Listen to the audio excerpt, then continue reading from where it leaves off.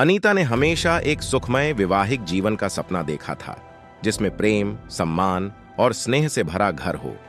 वह लखनऊ के पास एक छोटे से गांव में पली बढ़ी थी, जहां परिवार के रिश्ते सब कुछ होते थे।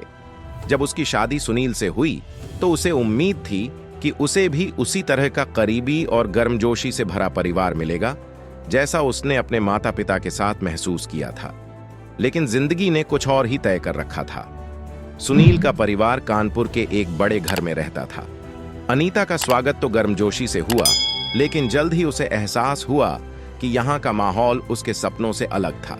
सुनील अक्सर अपने काम में व्यस्त रहता और उसकी माँ नीलम अनीता के प्रति उदासीन लगती।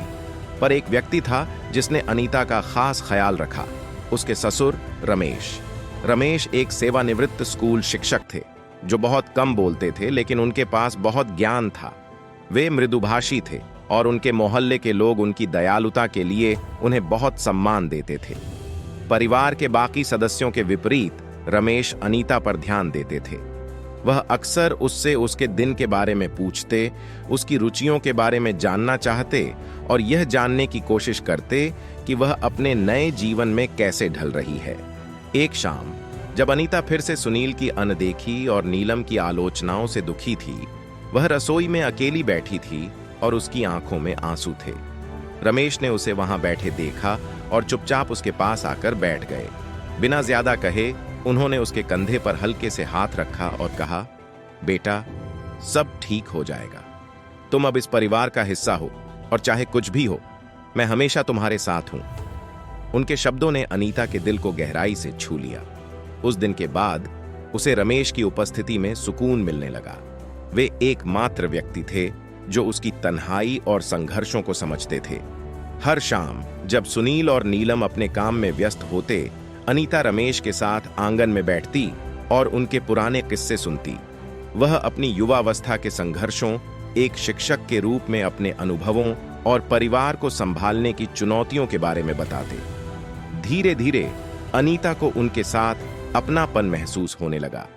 हालांकि जैसे जैसे समय बीतता गया, नीलम ने अनीता और रमेश के बीच के संबंध को नोटिस करना शुरू किया।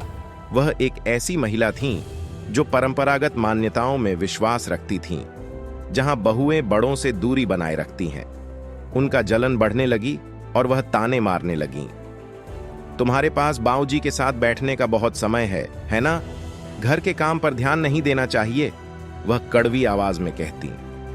अनीता, जो नीलम के प्रति सम्मान और रमेश के प्रति स्नेह के बीच फंस गई थी, ने समझाने की कोशिश की। मां, मैं सारा काम करती हूं। बाऊजी बस मुझसे जीवन की बातें करते हैं और मुझे उनके शब्दों में सुकून मिलता है। लेकिन नीलम को यह बात रास नहीं आई। उन्होंने अनीता और रमेश के बीच दूरी बनाने की कोशिश शुरू कर दी। अक्सर अनीता को उस समय काम के लिए बुलाती जब वह रमेश के साथ बैठने वाली होती। एक दिन रमेश बीमार पड़ गए। उनकी उम्र और कमजोर सेहत ने उन्हें बिस्तर पर ला दिया। अनीता, जो उनसे गहरा लगाव महसूस करने लगी थी, उनकी देखभाल करने लगी। वह उन्हें खाना खिलाती, उनकी दवाइयां देती और घंटों उनके पास बैठकर उन्हें आराम देती। नीलम भले ही अपने पति की चिंता करती थीं, अनीता के प्रति अपनी कड़वाहट को दूर नहीं कर पाई। जैसे जैसे रमेश की तबीयत बिगड़ती गई, अनीता उनके पास और अधिक समय बिताने लगी। एक दोपहर जब रमेश बिस्तर पर कमजोर पड़े थे, उन्होंने अनीता का हाथ थाम कर धीरे से कहा, बेटा, तुमने मुझे बेटी जैसा प्यार दिया है।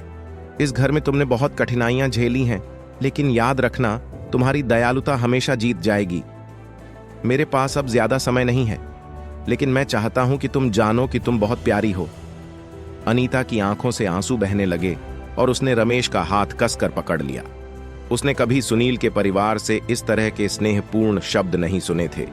उस क्षण में उसे एहसास हुआ कि रमेश सिर्फ उसके ससुर नहीं थे, बल्कि वह पिता का रूप थे, जिसकी उसे इस घर में सख्त जरूरत थी।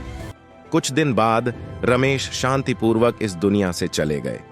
घर में शोक का माहौल छा गया, लेकिन अनीता को एक अलग तरह का दुख महसूस हो रहा था। उसने न सिर्फ अपने ससुर को खोया था, बल्कि वह व्यक्ति भी खो दिया था जिसने उसे घर का एहसास दिलाया था। अंतिम संस्कार के दौरान जब सुनील और नीलम खुलकर रो रहे थे, अनीता का दुख इतना गहरा था कि वह उसे शब्दों में व्यक्त नहीं कर सकी।